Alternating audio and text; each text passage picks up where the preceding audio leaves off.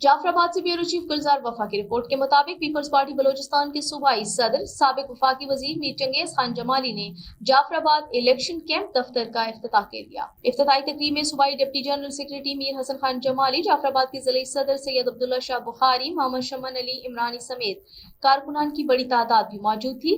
इस मौके पर मीर चंगेज खान जमाली का कहना था कि आम इंतखाबात में पीपल्स पार्टी की कामयाबी यकीनी है, अवाम की कुव्वत से इंतखाबी मैदान में उतरेंगे और मुल्क भर में इंतखाबी मार्का जीतेंगे।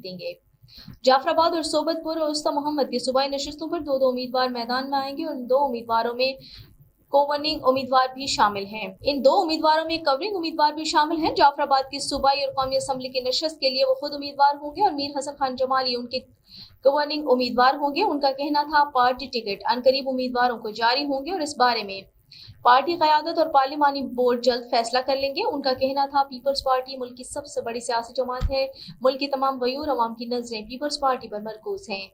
पीपल्स पार्टी अवाम की हकीकी नुमाइंदा जमात है। पीपल्स पार्टी ने हमेशा मुल्क कौम की खिदमत की है और आइंदा भी अपनी खिदमत के सफर को जारी रखेंगे।